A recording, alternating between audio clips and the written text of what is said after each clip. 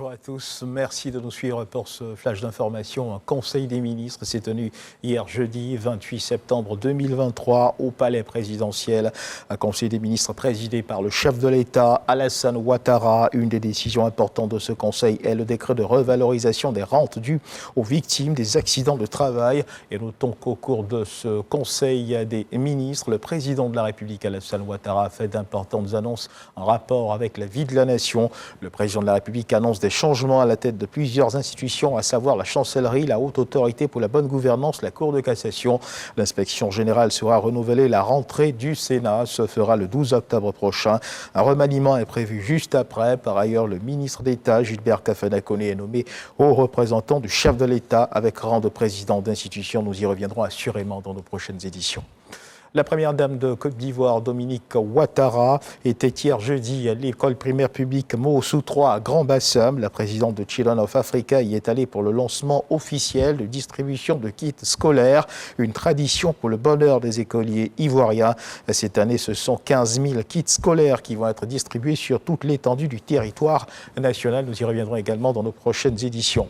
Et puis, ouverture ce vendredi du SARA, le Salon international de l'agriculture et des ressources animales. La 6e édition donc, du SARA s'ouvre ce vendredi. Près d'1 millier d'exposants et 500 000 visiteurs sont attendus dans la capitale économique ivoirienne. Et toujours en rapport avec justement l'ouverture de ce SARA, sachez qu'au cœur justement de ce salon figure la souveraineté alimentaire. Il s'agit de réfléchir aux innovations structurelles qui peuvent améliorer la compétitivité des acteurs agricoles. C'est ce que nous dit Lanciné Bakayoko.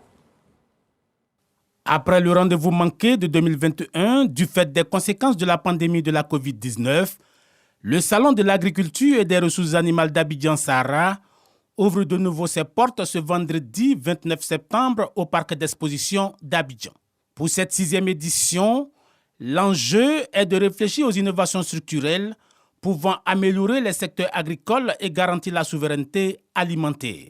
En général, que ce soit le salon de Paris, que ce soit le salon de Business, en général, c'est un rendez-vous de donner et de recevoir. Le monde agricole se rencontre. Notre salon a vocation à être un salon sous-régional. Et donc, les partenaires de l'Afrique qui vont arriver, les partenaires du monde qui vont arriver, vont venir échanger avec nous leur expérience en matière agricole. Il s'agit aussi, pour les acteurs du monde agricole, d'inventer ensemble, grâce aux expertises du monde entier, les solutions pour faire progresser la sécurité et la souveraineté alimentaire en Afrique avec l'appui du secteur privé et les investisseurs. Ceux qui vont venir à ce salon auront l'occasion d'expérimenter d'autres approches, d'autres techniques en matière agricole. Et donc, c'est tout l'enjeu de ce SARA, qui se veut un SARA de maturité, puisque nous sommes à la 6e édition. Au cours des travaux préparatoires, le Premier ministre Patrick Kachil a dit « C'est le moment de mener le combat de la productivité, le moment d'édifier les bonnes infrastructures agricoles, de développer des systèmes agricoles adaptés au climat, le moment d'amplifier les investissements du secteur privé, ainsi que le moment de faire de l'Afrique un grenier alimentaire pour elle-même et pour le monde ensuite. » Le Royaume des Pays-Bas est le pays à l'honneur. Au plan national, les acquis de l'agriculture ivoirienne et les efforts de développement entrepris par le gouvernement ont permis à la Côte d'Ivoire de demeurer un des leaders mondiaux de l'agriculture.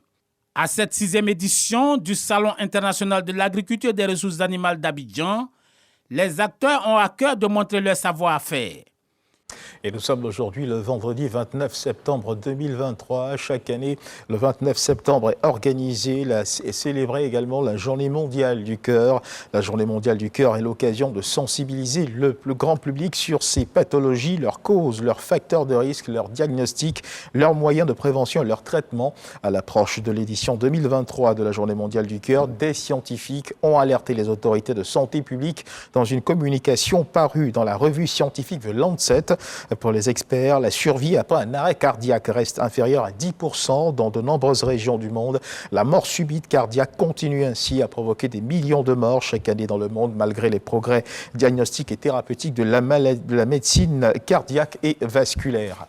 Dans l'actualité internationale, depuis le début de l'année, selon l'ONU, plus de 2500 migrants sont morts ou portés disparus après avoir tenté de traverser la Méditerranée vers l'Europe. Ce nombre représente une augmentation de 2/3 comparé aux 1680 personnes lors de la même période en 2022.